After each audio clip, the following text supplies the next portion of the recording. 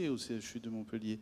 Donc c'est vrai que c'est une barrière de communication qui est difficile à assumer. Donc il y a plein de contraintes, ça c'est clair. Là où il faut essayer de rester positif, c'est, je lisais une étude là, qui vient de sortir sur la fidélisation des professionnels de santé. Et on voit que selon les secteurs, il y a une fidélisation qui est plus ou moins grande. Et à ma grande surprise, je pensais que les chiffres ne seraient pas ceux-là. Et il y a de meilleurs chiffres pour l'hôpital public que pour l'hôpital privé, contrairement à ce qu'on pense. Bon, alors, en termes de fidélisation, c'est-à-dire la durée de vie professionnelle d'une infirmière, par exemple, dans un établissement. Il y a un des facteurs importants. Il y a deux facteurs qui paraissent très importants pour la fidélisation. Il y a les contraintes de travail.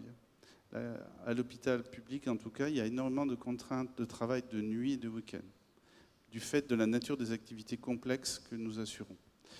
Mais il y a un autre élément qui est très important, c'est soit, alors je vais le mettre en positif, le sentiment de bien exercer son travail, le sentiment du travail bien fait à la fin de la journée. C'est extrêmement important. Quand on a le sentiment de mal faire son travail, on perd le sens et on se démotive. Et c'est là où on peut revenir à la recherche et à l'innovation. C'est que l'innovation, si elle vous pousse à dire on va améliorer notre travail ensemble, il y a un sentiment de force de l'équipe, d'encadrement qui rend très très très solide. Et il y a des équipes, et dans un établissement aussi grand que le CHU avec 12 000 collaborateurs, vous pouvez imaginer qu'il y a, voilà, le plus difficile va côtoyer le meilleur.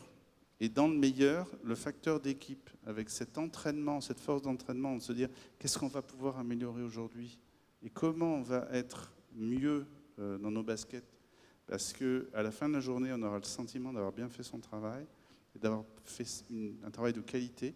Ça, c'est extrêmement fort. Et en règle générale, dans ces secteurs-là, nous arrivons à conserver et à bien conserver nos collaborateurs. Très bien. Mais écoutez, je pense qu'on n'avait pas envisagé que tout le monde puisse autant gagner avec l'innovation, je veux dire, de tous les bords. C'était effectivement passionnant. Donc, je propose de prendre quelques questions dans la salle. N'hésitez pas à lever la main.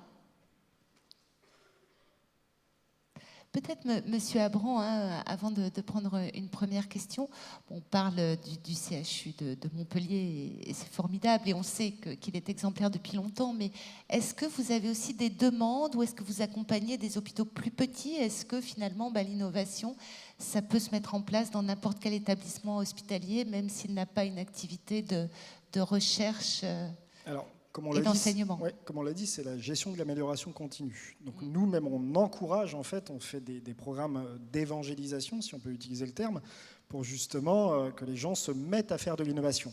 Alors Montpellier a été vraiment l'un des premiers à faire ce qu'ils font, à avoir vraiment une équipe, des compétences dédiées, des outils dédiés, toutes ces choses-là. Il y a les hospices civils de Lyon qui s'y sont mis, il y a Brest, il y a les hôpitaux parisiens, l'assistance publique des hôpitaux de Paris. Il y en a quelques-uns qui s'y mettent post-crise, Nantes, Bordeaux, tout ça. Et puis, il y a des centres hospitaliers non universitaires aussi, bien évidemment, qui nous sollicitent. Et alors, ils ont toujours cette première question, est-ce qu'on doit commencer par faire de la recherche si on veut faire de l'innovation? La réponse est non.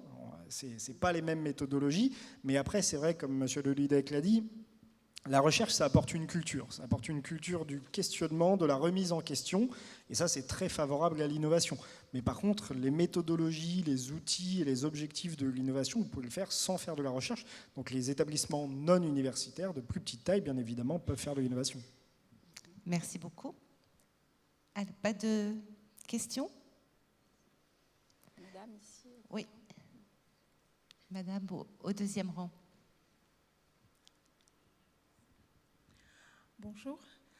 Vous avez parlé de l'innovation et c'est bien heureux concernant notamment les malades psychiatriques. Alors moi, je fais partie des malades chroniques qui sont censés être suivis à l'hôpital.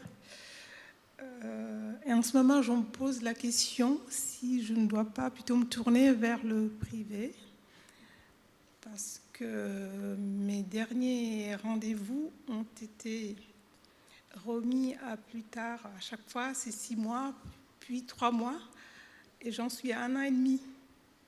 sans suivi. Donc, est-ce que dans l'innovation que vous proposez, vous pouvez les transposer ou vous pensez les transposer dans les autres domaines que la psychiatrie? Ou est-ce que, bon, disons que pendant la période Covid, c'était compréhensible, mais maintenant, je ne comprends pas trop. Alors, la période Covid a généré un retard généralisé de toutes les disciplines qui fait que ce retard, il faut le récupérer tout en ayant l'activité classique d'une année. Donc c'est pour ça que vous avez été décalé, bien évidemment. Donc c'est très contextuel en fait à la crise Covid. Et après sur la psychiatrie, bien évidemment, il y a plein d'innovations. Mais de toute manière, que ça soit le public ou le privé, chacun a pris sa charge du Covid. Alors bien évidemment plus dans le public, et c'est malheureux ce qui vous arrive. Je ne sais pas si là c'est l'innovation qui vous apportera une solution, mais en tout cas la situation va s'améliorer. Voilà, on voit que la gestion de la crise Covid avance et il va falloir rattraper toute l'activité.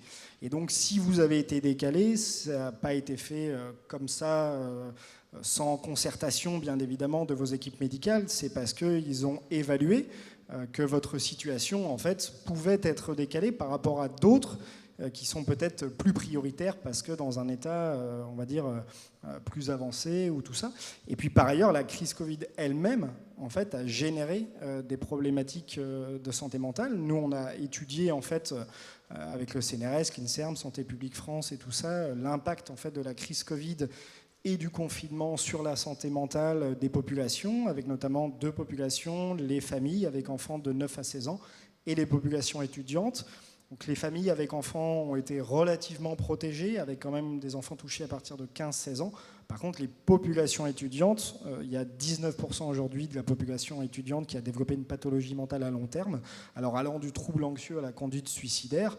Et ce qui fait qu'aujourd'hui, en fait, l'ensemble des services d'urgence psychiatrique sur le territoire sont saturés, parce qu'on a dû décaler, bien évidemment, les prises en charge, parce qu'on s'est focalisé en fait sur le Covid, parce que le Covid avait cette particularité, si vous voulez, d'emboliser le système de santé. C'est ça en fait la spécificité du Covid par rapport à la grippe ou à d'autres choses comme ça, c'est qu'en fait il embolisait le système de santé. Et puis en plus, bien évidemment, cette situation de crise a généré notamment des troubles mentaux supplémentaires qui n'existaient pas avant, ce qui a fait que voilà, aujourd'hui il y a des retards, et notamment dans le domaine de la psychiatrie.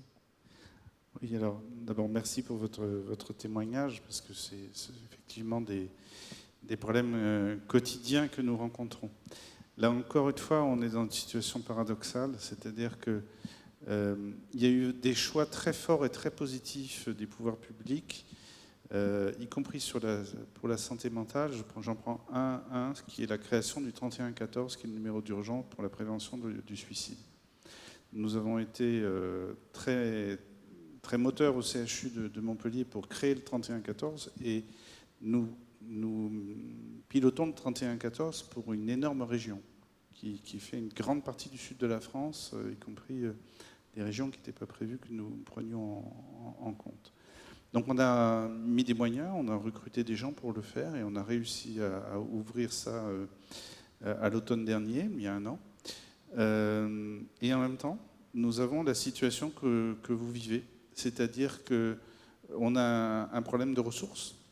Ce qui était assez nouveau, c'est que voilà, il y a une unité, il faut dire les choses, hein, une unité au CHU de Montpellier, où nous manquons de 2 ou 3 psychiatres.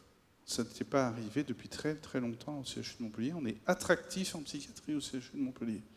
Alors pourquoi ? Parce que vous avez des faisceaux de circonstances, il y a des gens qui font des mobilités, parce que le conjoint doit faire une mobilité, il y a des tas de raisons pour cela.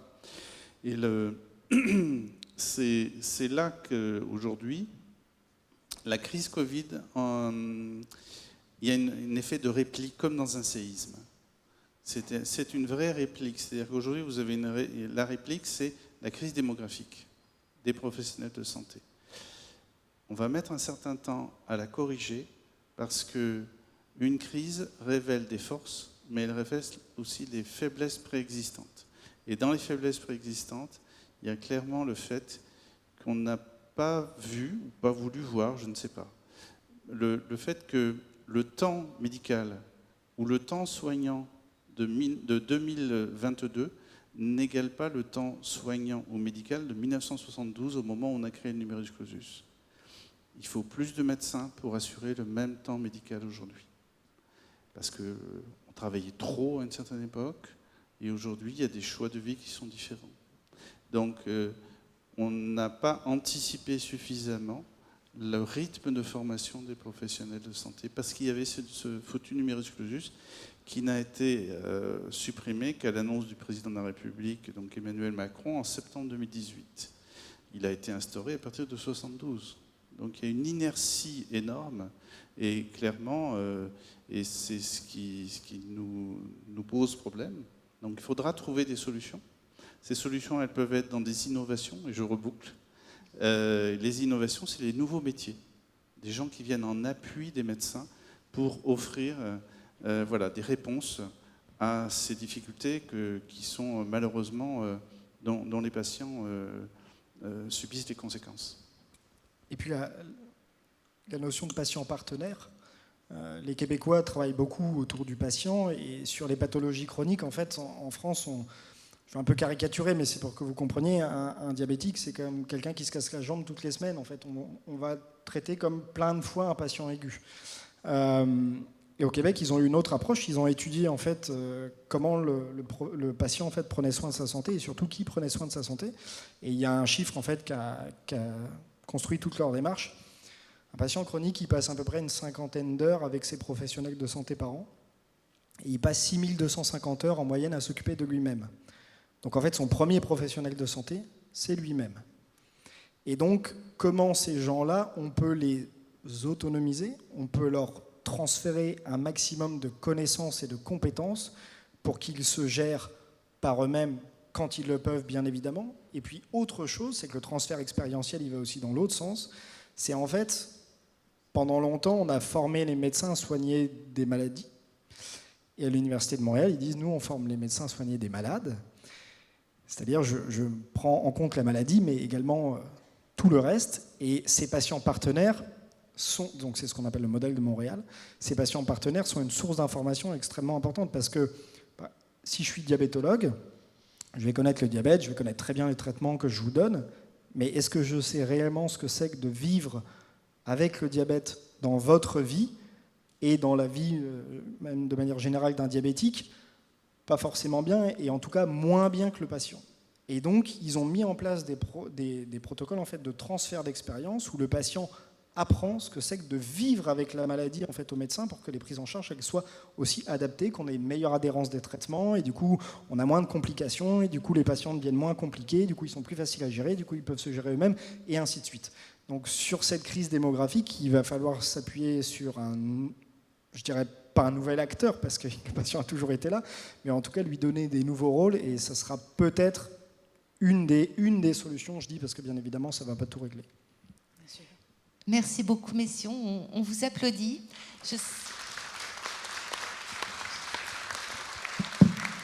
Je sais qu'il reste des questions, mais si vous pouvez encore consacrer donc, quelques minutes à notre public, donc au niveau de la galerie, je vous en remercie beaucoup. Et on se donne rendez-vous demain matin, dès 10h, pour une nouvelle journée de conférence. Et ce sera de nouveau un très, très beau programme. Merci à vous tous et bonne soirée.